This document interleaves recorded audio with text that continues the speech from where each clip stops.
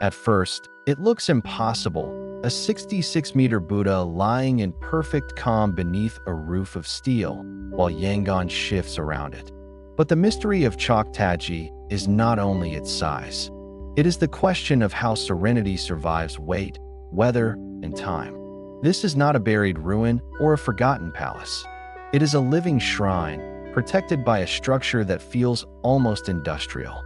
Inside, the sacred and the technical meet without ceremony. Gold, plaster, steel, concrete, timber, prayers, and maintenance. The Buddha reclines on his right side, a posture connected to the final passage of the historical Buddha into parinirvana. So the monument is not sleeping. It is teaching stillness at the edge of mortality, under a roof built to resist decay. Chaukhtatgyi stands in Bahan Township, one of Yangon's most visited sacred districts, not far from other major Buddhist landmarks. From outside, the roof is what first gives away the scale. It rises like a shelter built for a sacred ship.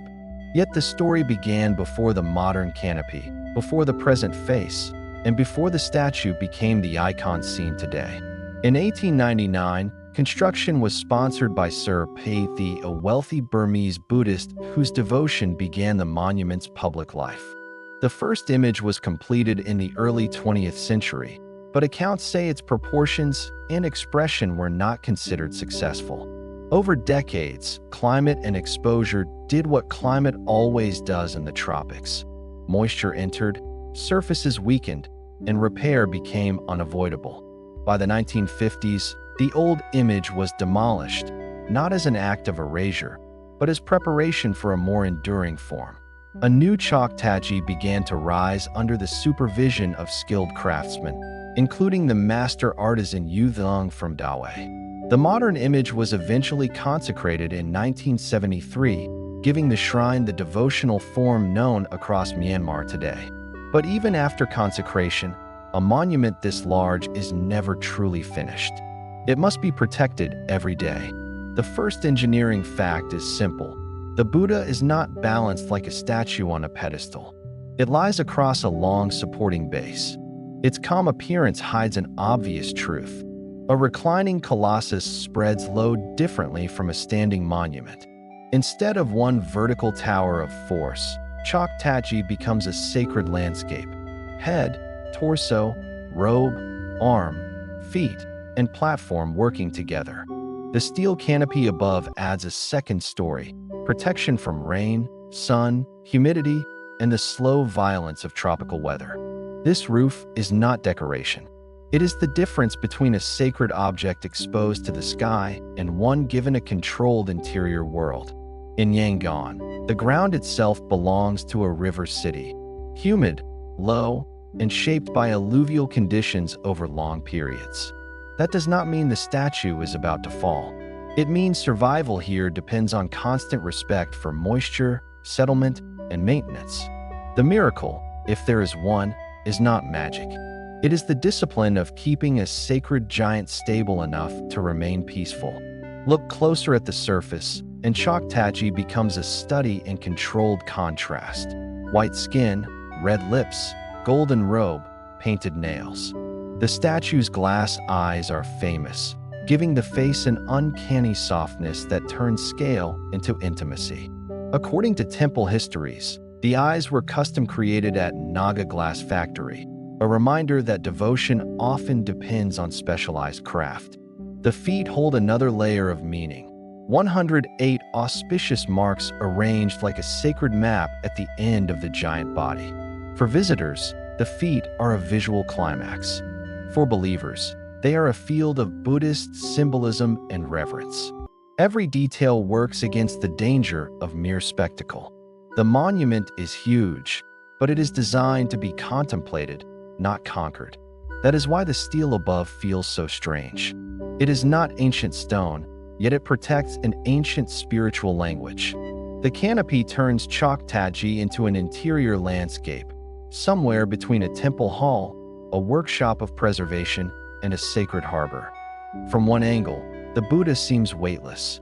From another, Its length makes the structure feel like a suspended question. The platform beneath matters because it makes the impossible readable.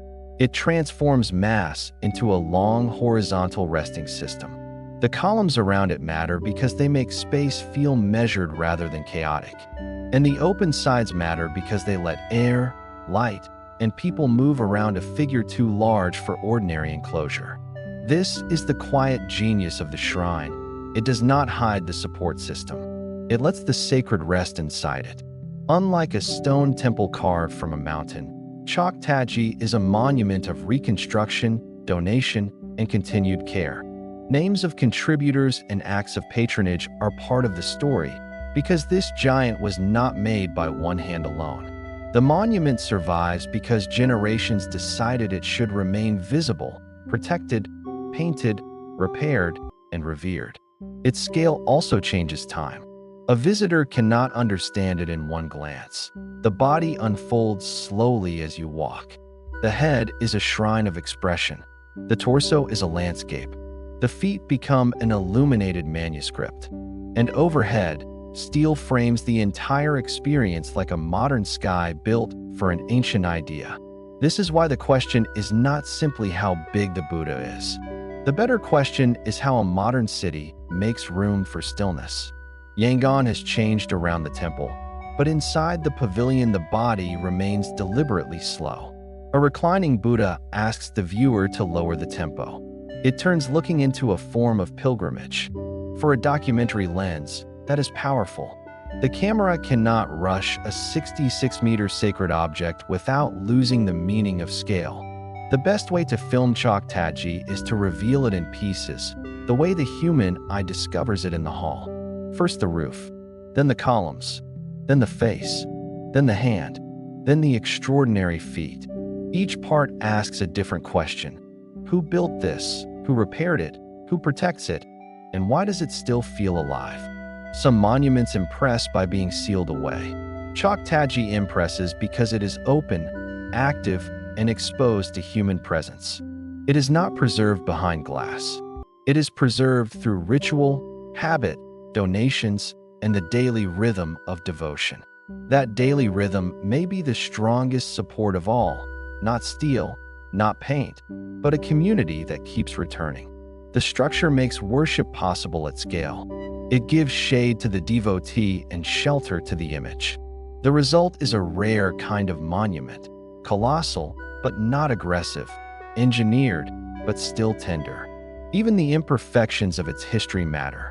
The first image failed proportionally. The modern one became an answer to that failure. Rebuilding was not just construction. It was a visual correction, a devotional correction, and a technical correction.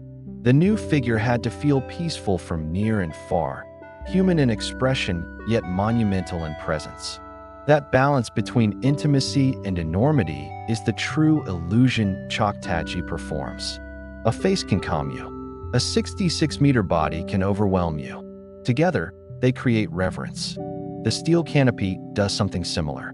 It is massive enough to protect, but open enough not to imprison the shrine. Seen from below, the trusses become a second geometry above the sacred body, a lattice of human calculation over sacred calm. Seen from the side, the roof almost disappears, and the Buddha seems to float inside a golden twilight. That visual contradiction keeps the eye moving. Heavy and weightless, industrial and sacred, public and intimate.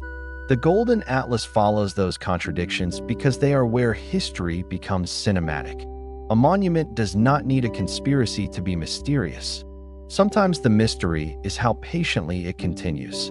Chaukhtatgyi continues because it was rebuilt after failure, sheltered after exposure, and loved after every repair. The roof is not a cage. It is a promise that this sacred body will not be left alone against the weather. The base is not merely a platform. It is the quiet line where engineering allows devotion to appear effortless. The eyes are not merely decoration. They turn a giant object into a presence that seems aware of the room. The feet are not merely an ending. They are a symbolic universe placed where the pilgrimage reaches its final scale. And the shrine is not merely a tourist stop. It is a living negotiation between art, belief, weather, and time. This is why Chaukhtatgyi holds the viewer. It looks perfectly still, yet every part of it tells a story of motion. Motion of craftsmen who rebuilt it. Motion of monsoon air around it. Motion of worshippers who circle it. And beneath all of it, the deeper motion of a city that keeps changing while the Buddha remains reclined. In the end, the giant beneath steel is not a problem solved once. It is a sacred balance renewed every day. A body of plaster and color becomes a place of memory. A roof of steel becomes an act of care. And in Yangon, under that enormous canopy, the impossible does not shout. It rests.